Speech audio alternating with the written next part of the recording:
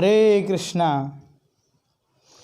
तो आजकल लोग अलग अलग प्रकार के सत्संग में जाते हैं और भजन परिपाटी करते हैं, रात दिन उपवास भी करते हैं, ग्रंथों का अध्ययन भी करते हैं, लेकिन कितना भी समझाए, लाख समझाए, फिर भी शरीर को हानि पहुंचाने वाली और भूख को मिटाने वाली इस चाय को नहीं छोड़ती।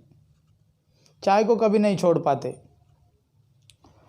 तो इस चाय, अगर चाय को नहीं छोड़ेंगे तो हमारे ऊपर क्या भजन, जो हम भजन करते हैं उसका प्रभाव हो सकता है क्या? इस सत्संग का प्रभाव हो सकता है जो छोटी सी हम चाय नहीं छोड़ पाते।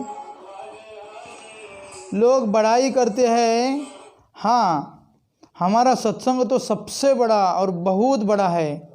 अगर किसी से पूछा जाए, कहा जाते है तो कहते हैं हम इस प्रकार के सत्संग में जाते हैं, हमारा सत्संग इतना बड़ा है, इतने सारे लोग आ जाते हैं सत्संग में। लेकिन भाई सत्संग से तुमने क्या सीखा? प्रश्न हो सकता है ना कि सत्संग में जाते हैं लेकिन सीखा क्या? काम, क्रोध, लोभ, मोह, मद, मत्सर, ये तो छोड़ो, एक साधारण चाय नहीं छूट सकती है। काम क्रोध तो छोड़ो, चाय भी नहीं छोड़ सकती। तो सत्संग का क्या परिणाम हुआ? पहली तो चाय छोड़ना चाहिए, अवश्य भोजन करना छोड़ना चाहिए। भगवान के लिए इस प्रकार की तुच्छ वस्तु का त्याग नहीं कर सकते। इस प्रकार के जो व्यक्ति है कभी भी भगवान को प्राप्त नहीं कर सकते। कर सकता है क्या? नहीं कर सकते। जो चाय की आसक्ति नहीं छोड़ सकता है। आज से करीब 100-200 साल पहले लोग चाय के बिना नहीं जीते थे क्या? चाय तभी नहीं थी।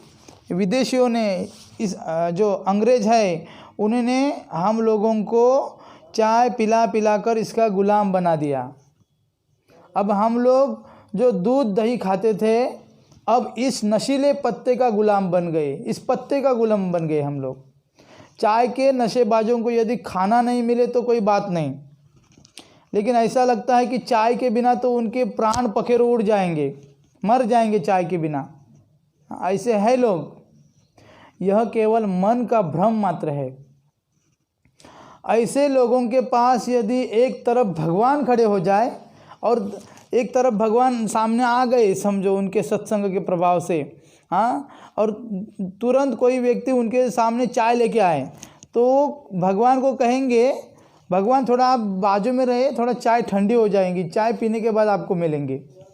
ऐसे भी लोग हो सकते हैं। तो जिनके हृदय में पहले से ही चाय महारानी ने स्थान बना रखा है, वहाँ प्रभु कैसे आएंगे? कभी कभी क्या होता है, भगवान का सत्संग हो रहा है, भगवान की दिव्य कथा चल रही है और तभी चाय का समय हो गया। तो चाय के नशेबाज सत्संग को त्याग करके चाय पीने चले जाते हैं, देखा है हमने। इससे सत्संग का यानी भगवत कथा का अनादर होता है तथा उतने समय तक सत्संग से, भगवत कथा से वंचित भी हो जाते हैं चाय पीने वाले। ऐसे लोगों के हृदय में सत्संग से ज़्यादा उस चाय का महत्व है। इसलिए कलयुग का यह सबसे बड़ा नशा है। जैसे भांग, गांजा, तंबाकू आदि, ये भी तो पत्ते पत्ते से बनता है ना, और शराब भी फलों को सड़ाकर बनाई जाते हैं। इन सब चीज़ों के सेवन करने वाले इसके बिना नहीं रह सकते। उसी प्रकार चाय के सेवन करने वाले चाय के बिना नहीं रह सकते। और आजकल यह नशा सर्वत्र छा जाने के कारण लोगों में शुद्ध भक्ति का अभाव देखा जा रहा है, इस नशे के कारण केवल, क्योंकि अभक्ष आहार है इस प्रकार का। यदि हम डॉक्टरों से भी सलाह ले तो वह भी इसको नुकसानदायक बताता है। यह चाय लीवर को जलाकर भूख को समाप्त कर देती है। इसलिए आजकल विदेशों में लोग चाय, पान, बीड़ी, प्याज, लहसुन आदि को छोड़कर कृष्ण का नाम लेकर, कृष्ण के नाम में मतवाले होकर घूम रहे हैं, नाम संकीर्तन कर रहे हैं। जिस देश में धर्म ने जन्म लिया और जहाँ दूध और दही की नदियाँ बहती थी, वहाँ आजकल लोगों की ऐसी दुर्दशा है। इसलिए बुद्धिमान लोग यह सब चिंतन मनन कर क्षण मात्र में ही इसका परित्याग करके अपने अमूल्य जीवन को कृष्ण भक्ति में लगाकर सार्थक करना चाहिए और खूब भगवान का भजन करना चाहिए।